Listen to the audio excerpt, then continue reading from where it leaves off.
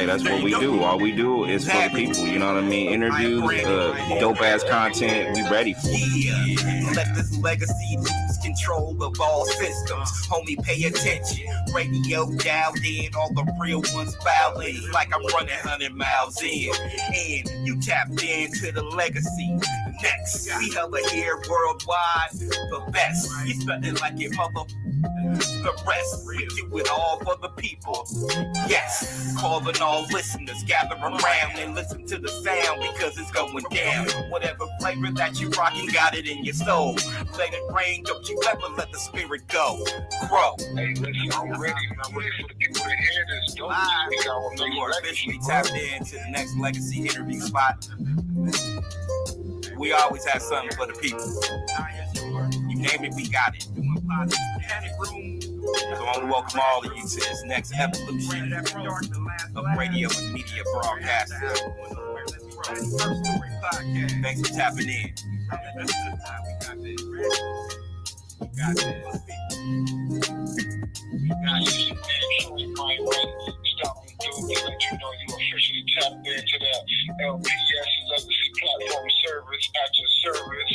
Hey, yo, go ahead and let that interview flow like water, man.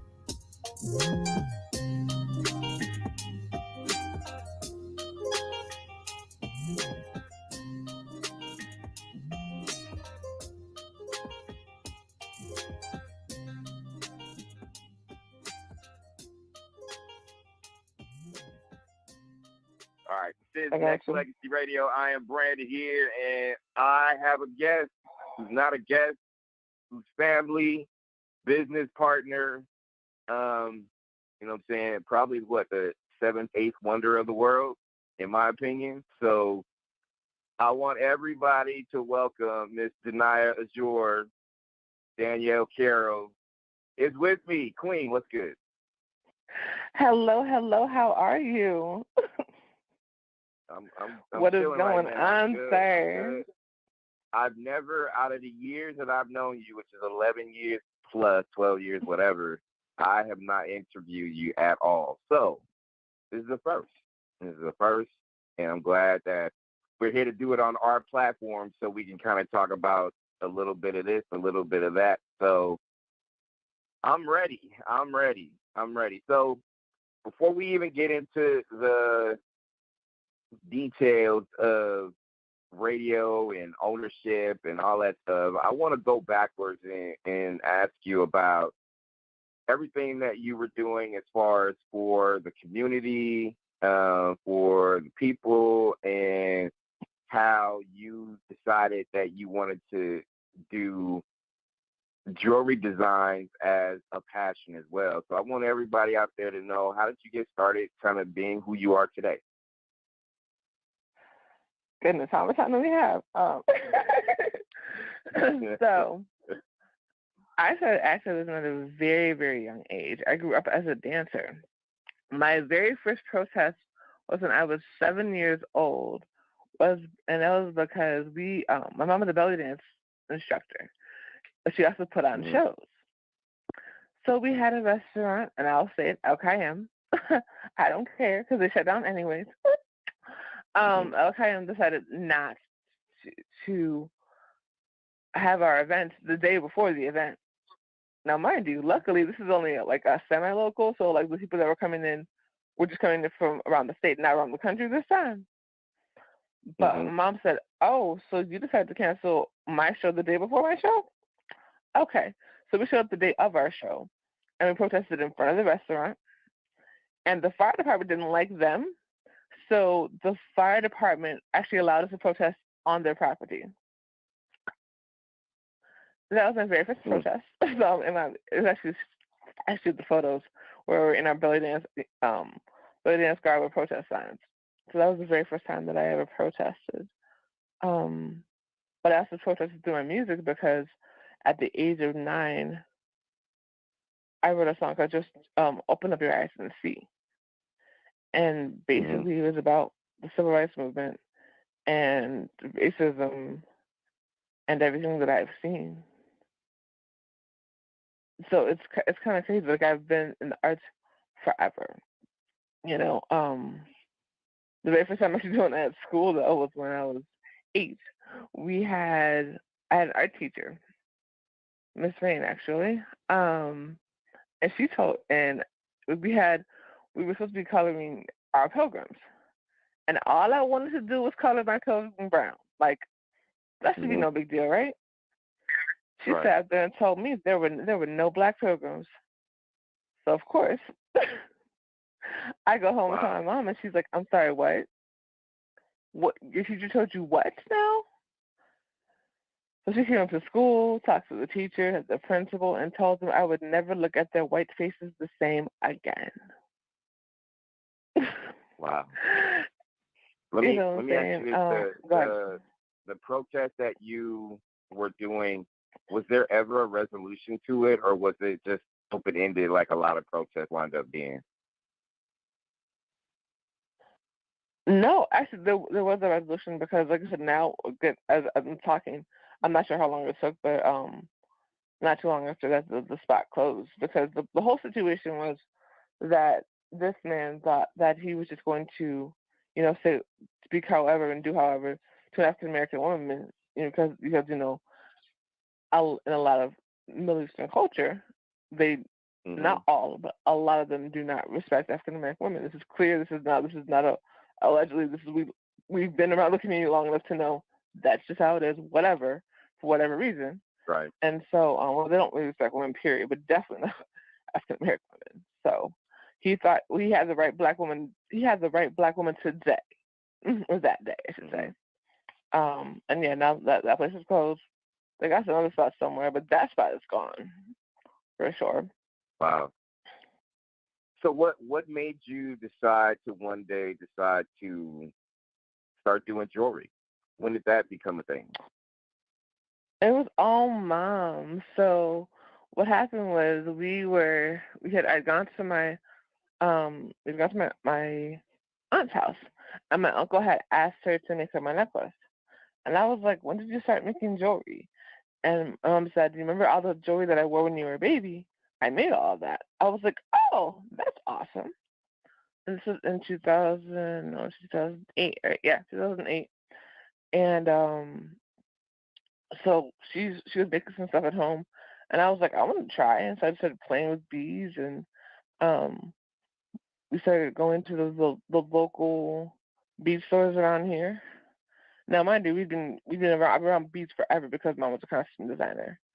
So we started. So we went to one of the bead stores downtown that she'd been going to for like 20 years, and I got to go in there and really like play with beads and find some things unique that no one else had. And originally it was just us making it for ourselves, just so weird. And then my cousins were like, no, I'm gonna need that. Like, wait. We're like, what do you mean? Yeah. So we're like, wait, this is ours. What are you talking about? He's like, look, I need some, and I need some for my friends and all that kind of stuff. And we're like, all right, we'll see. And then I had one event, and I was like, oh, cool, we can do this and make money. That works. All right, let's do it. Okay. And then I was blessed enough to have some amazing friends. Shout out to my girl, Yaya, man, incredible. She was the very first Chicago artist to wear my jewelry on stage and in her music video. She's been such a huge supporter. Absolutely love that queen. And that got me into music videos, which then got me the confidence to do stuff in movies and television. Nice. Danaya Azure is my guest on Next Legacy Radio, and one thing that always intrigued me when I think about you and some of the stories I've heard, some of the stories I haven't, as far as just different things that I would want to know, people would want to know, stuff like that. Like throughout the years, you've been pretty much a footnote in a lot of people's careers, helping out artists, things of that nature.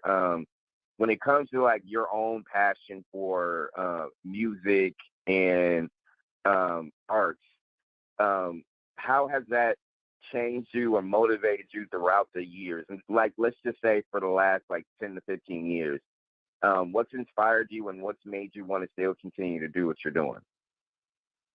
I grew up in the arts. I grew up singing. I was singing since I was like 2. And I grew up in Chicago Children's Choir. So I did that. I did that for 5 years, and then I did choir at my old church and choir at different churches around the city. And so I've always loved singing, and I like writing music. I actually wrote a song that's, I think it's still out on my, I think on my SoundCloud maybe, um, called Let Me Go Well, with dope ass music, and that was the only song that I actually put out, and I did really good numbers. And my mom was like, "I'm sorry, you didn't get paid off of that, so we're not doing music right now." I said, "Oh wait." She Wow. was like, "Why didn't you just say?" Oh Wow. yeah, she cut it down. She was like, "Oh," she was like, "What do you mean you're the top 10 of this and number 75 to some thousands of people and you ain't get no check?" Oh, I guess we're done with music until we get that together. Wow. So I kind of, Okay. yeah, so I fell back, and that was on Dope Ass Music's very first mixtape.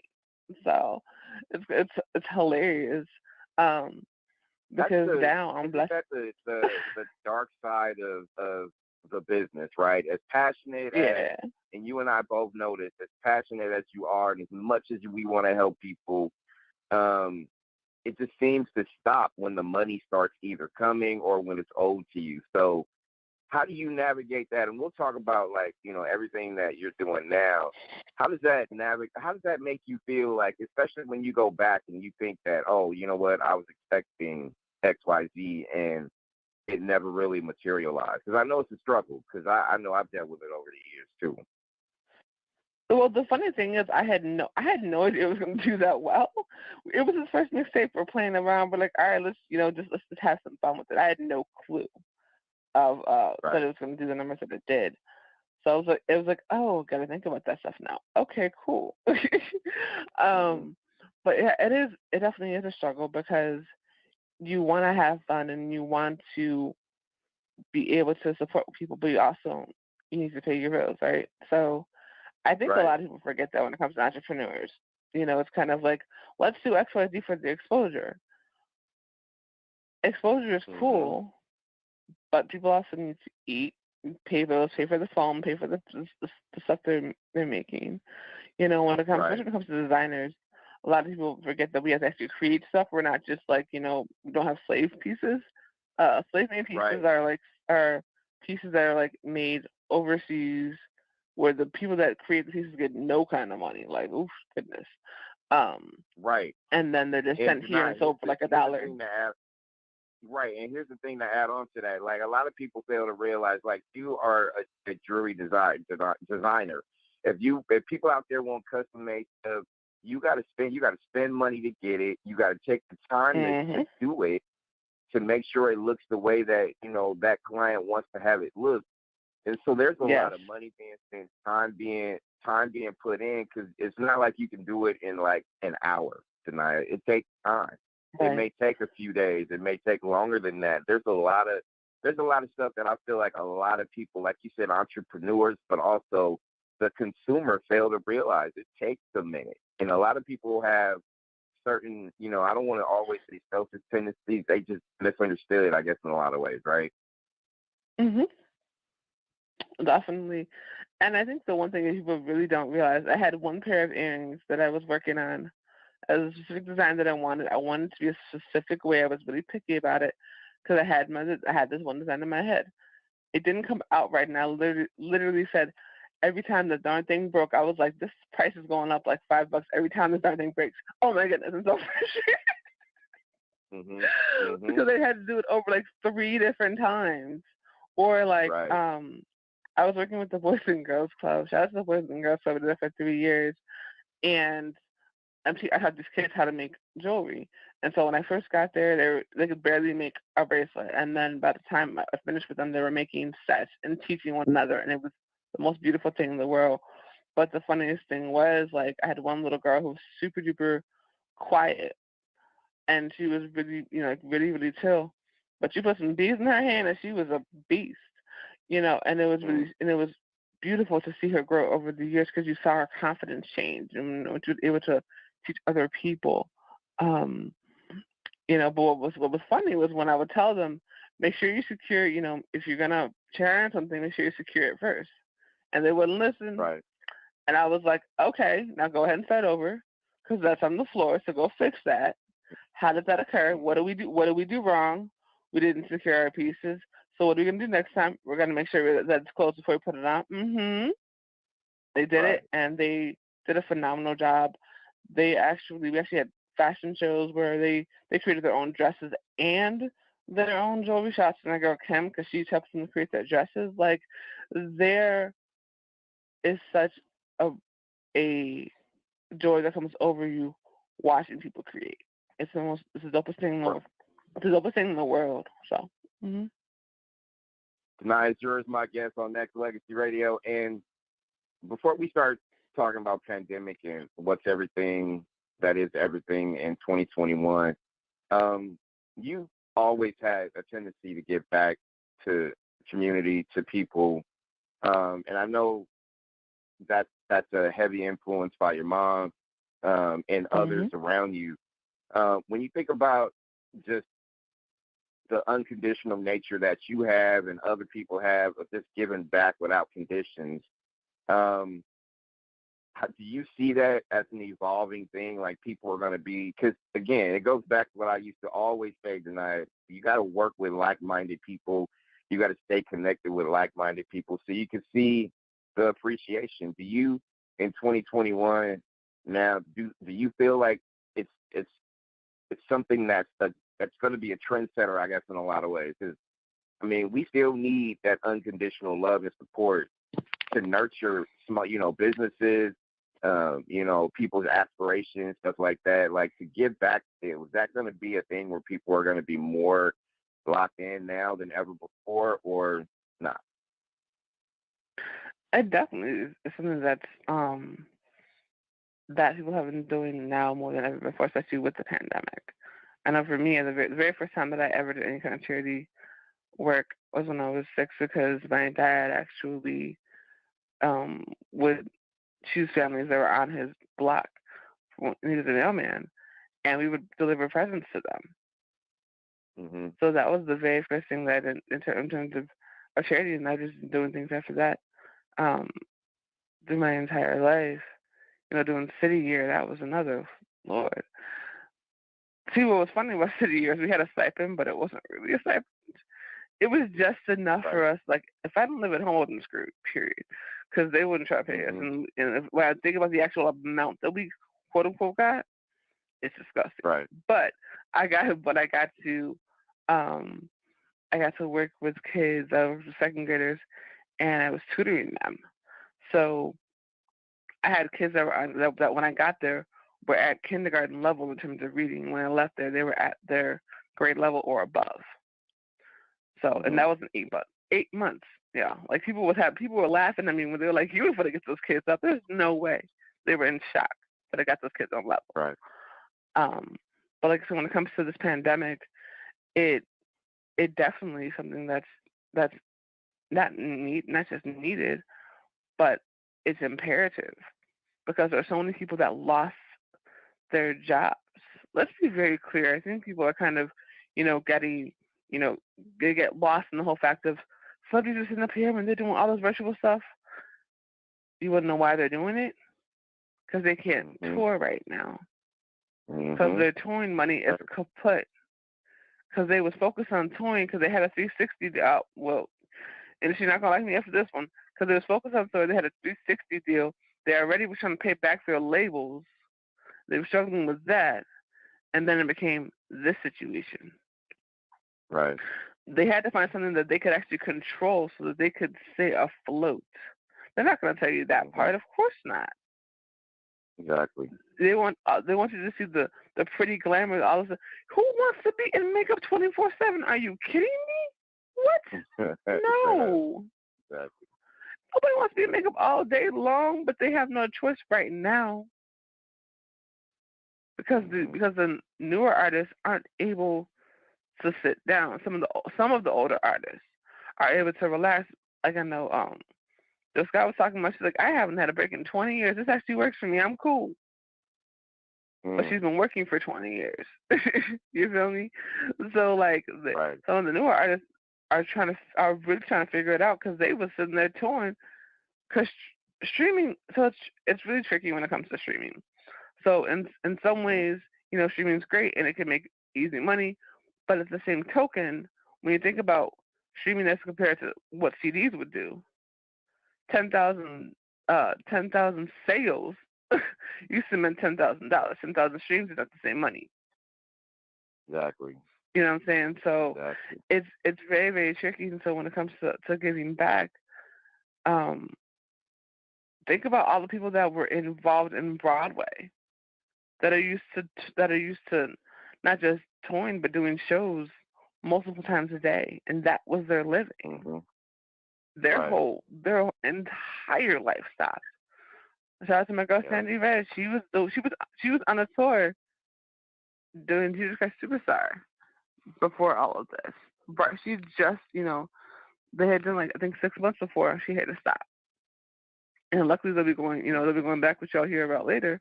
But yeah, but she was touring, y'all. She had to come home.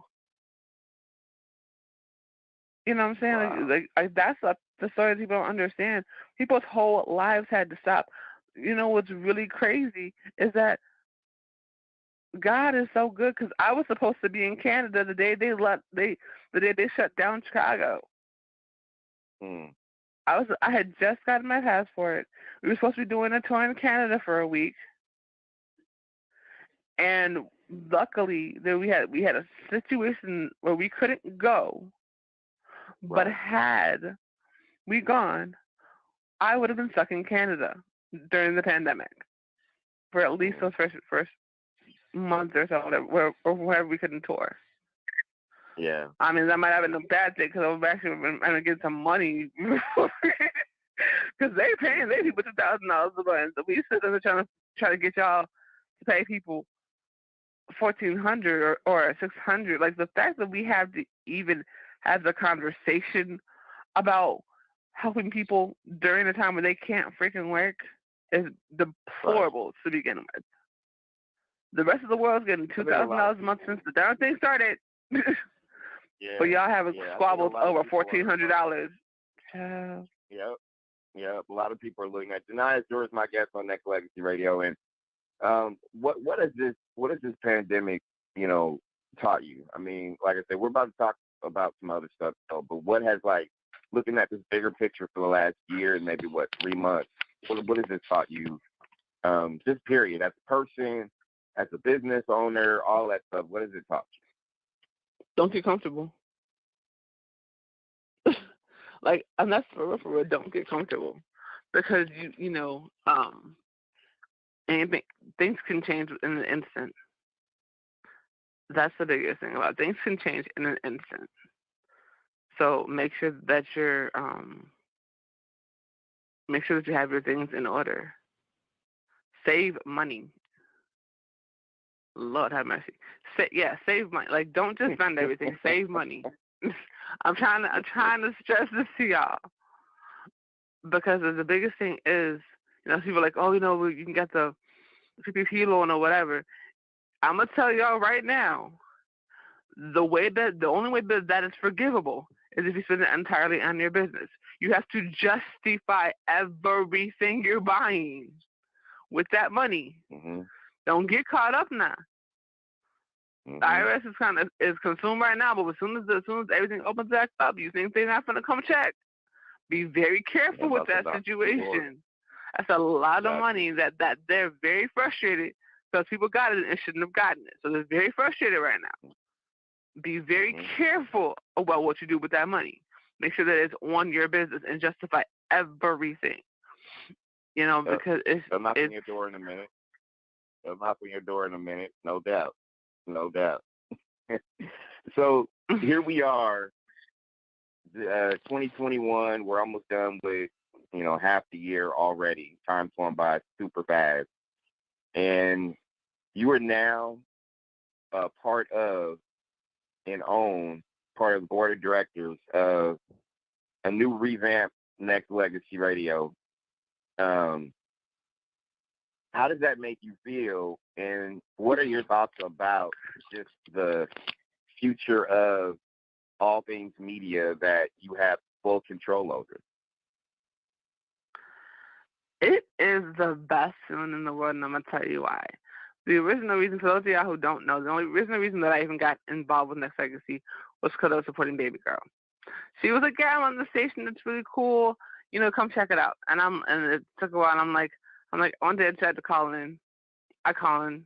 Cherry Johnson's on the phone. I said, what? They really have celebrities for real. Like, they're not just saying it online. Oh, bet. Okay. Like, man, it would be awesome if I could talk to her, but I'm sure they're not going to let us in because, you know, Blog Talk people don't let people on their shows talk to their guests.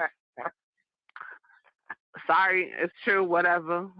Get mad if you want to. Go ahead and try to call Blog Talk Show with a celebrity on it. I'll wait. Outside Next Legacy. Boop! So I'm like, oh, wait. So I got to actually talk to her, and I was like, what? We get to talk to people and, like, say, y'all don't kick us off right after? Oh, this is lit.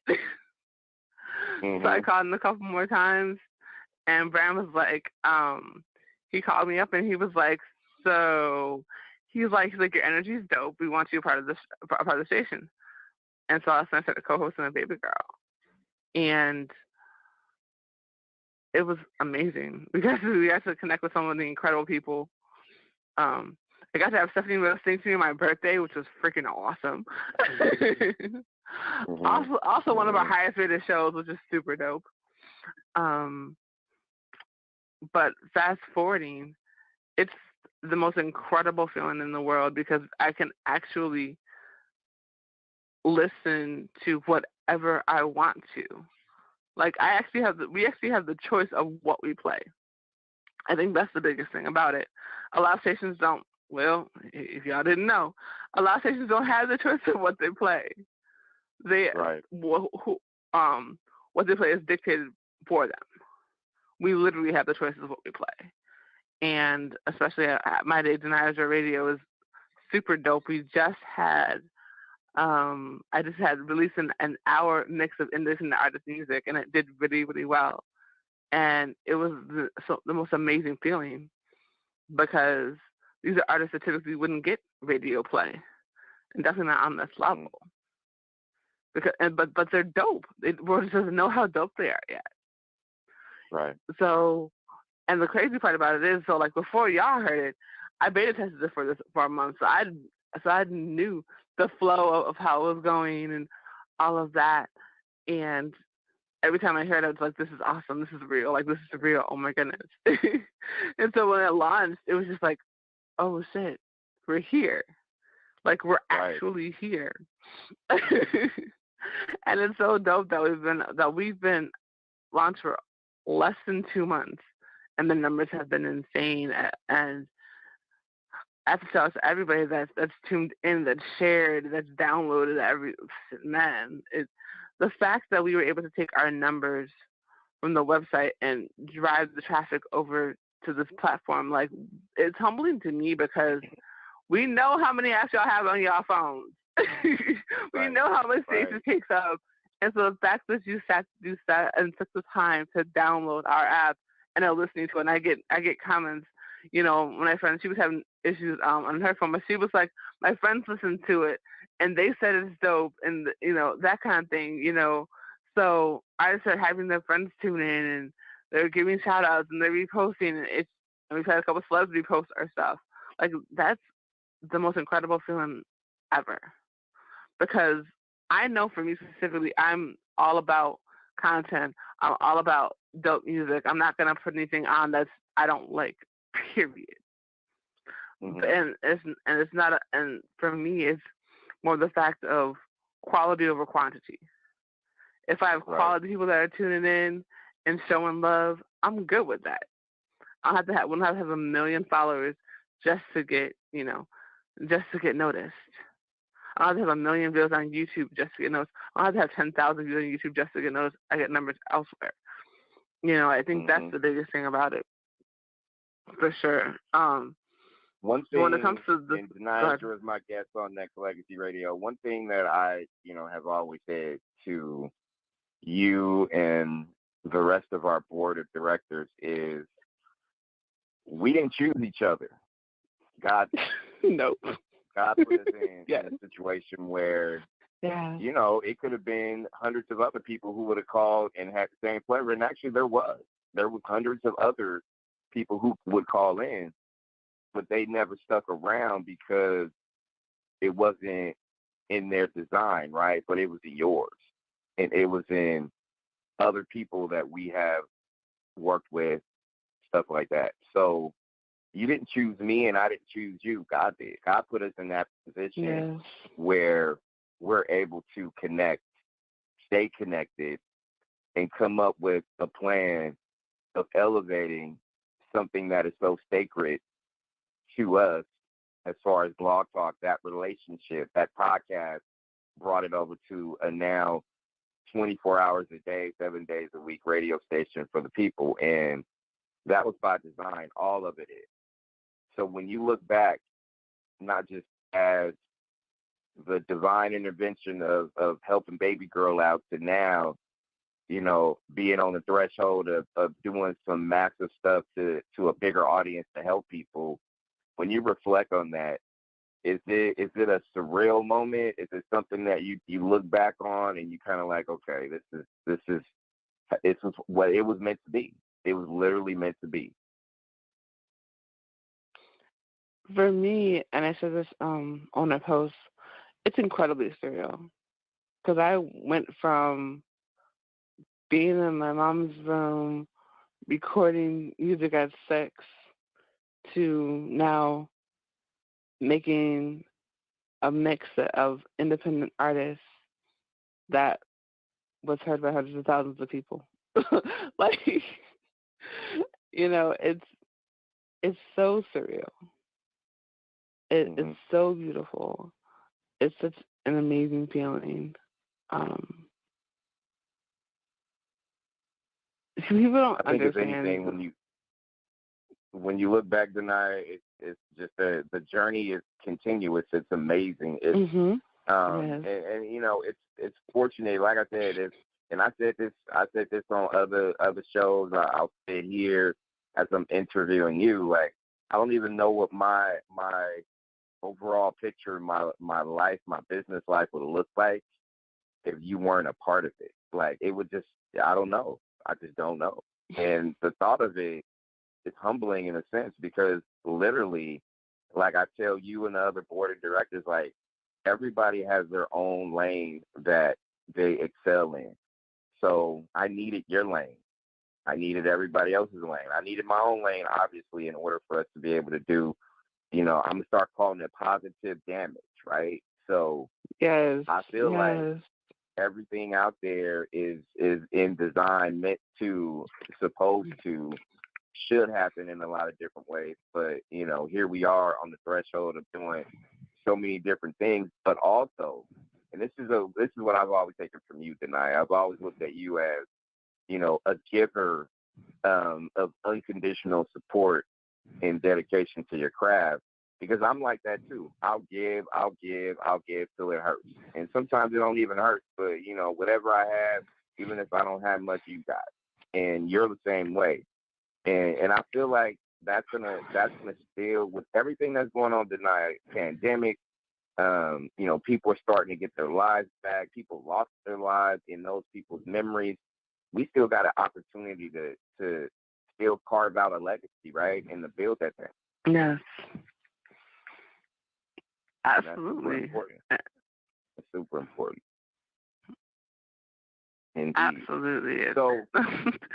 So with that being said, I want you to give out your own social media shout outs, website, stuff like that, so people can tap in and let them know, you know, just because you own a station, you got a Thursday show that, you know, you need to promote and put out there as well. So give the people all Danaya Azure information so they can tap in.